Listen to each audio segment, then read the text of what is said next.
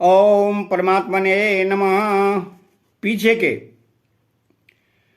2 श्लोकों में ध्यान योग के लिए अन्वय व्यतिरेक रीति से खास नियम बता दिए। अब ऐसे नियमों का पालन करते हुए स्वरूप का ध्यान करने वाले साधक की क्या स्थिति होती है, यह आगे के श्लोक में बताते हैं।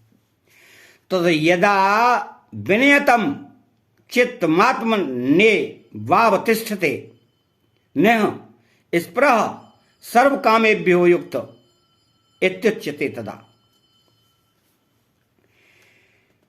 इस अध्याय के 10वें 13वें श्लोक तक सभी ध्यान योगी साधकों के लिए बिछाने बैठने आसनों की विधि बताई और सारे नियम बताए।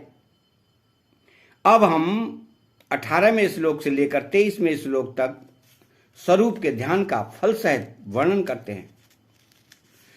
तो यदा विनयतम चित्त मात्मन्ये वावतिष्ठते, अच्छी तरह से बस में किया हुआ चित्त अर्थात संसार के चिंतन से रहित चित्त जब अपने स्वतः सिद्ध स्वरूप में स्थित हो जाता है, तात्पर्य है कि जब यह सब कुछ नहीं था तब भी जो था और सब कुछ नहीं रहेगा तब भी जो रहेगा, तथा सबके उत्पन्न होने के पहले भी जो था, सबका लक्ष्य होने के बाद भी जो रहेगा और अभी भी जो ज्यों का त्यों है, उस अपने स्वरूप में चित्त स्थित हो जाता है।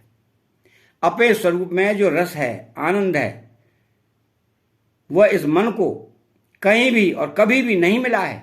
अतः वह रस आनंद मिलते ही मन उसमें तल्लीन हो जाता है। तो नेह स्पृह सर्व कामेभ्यो युक्त इत्युच्यते तदा।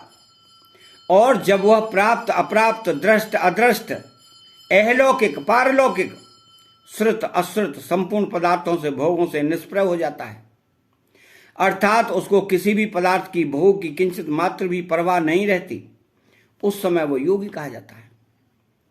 यहां यदा और तदा पद देने का तात्पर्य है कि वह इतने दिनों में, इतने महीनों में, इतने वर्षों में योगी होगा, ऐसी बात नहीं है।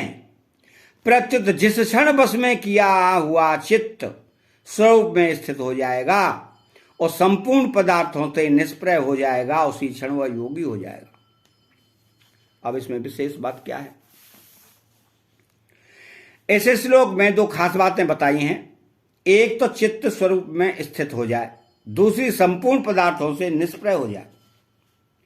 तात्पर्य है कि स्वरूप में लगते लगते जब मन स्वरूप में ही स्थित हो जाता है तो फिर मन में किसी वस्तु, व्यक्ति, परिस्थिति आदि का चिंतन नहीं होता, प्रत्युत मन स्वरूप में ही तल्लीन हो जाता है। इस प्रकार स्वरूप में ही मन लगा रहने से ध्यान योगी वासना, कामना, आशा, तृष्णा आदि से सर्वदा रहित हो जाता है। इतना ही नहीं, वह जीवन निर्वाह के लिए उपयोगी पदार्थों की आवश्यकता से भी निष्प्रह हो जाता है। उसके मन में किसी भी वस्तु आदि की किंचित मात्र भी स्पृहा नहीं रहती, तब वह असली योगी होता है। इसी अवस्था का संकेत पहले 4थे श्लोक में कर्मयोगी के लिए किया गया है कि जिस काल में इंद्रियों के अर्थों, भोगों में और क्रियाओं में आसक्ति नहीं रहती तथा संपूर्ण संकल्पों का त्याग कर देता है, तब वह योगारूढ़ कहा जाता है। 6ठे अध्याय का 4था श्लोक। वहां के और यहां के प्रसंग में इतना अंतर ही है कि वहां कर्मयोगी दूसरों की सेवा के लिए ही कर्म करता है, तो उसका क्रियाओं और पदार्थों से सर्वदा राग हट जाता है, तब वह योगारूढ़ हो जाता है। और यहां ध्यान योगी चित्त को स्वरूप में लगाता है, तो उसका चित्त केवल स्वरूप में ही स्थित हो जाता है, तब वह क्रियाओं और पदार्थों से निष्प्रह हो जाता है। तात्पर्य है कि कर्मयोगी की कामनाएं पहले मिटती हैं, तब वो योगारूढ़ होता है, और ध्यान योगी का चित्त पहले अपने स्वरूप में स्थित हो जाता है, तब उसकी कामनाएं मिटती हैं। तो कर्मयोगी का मन संसार की सेवा में लग जाता है और स्वयं स्वरूप में स्थित हो जाता है, और ध्यान योगी स्वयं मन के साथ स्वरूप में स्थित हो जाता है। अतः चैनल को सब्सक्राइब करें, बेल आइकन घंटी को दबाएं और कमेंट बॉक्स में जय सिया राम, जय श्री कृष्णा लिखें।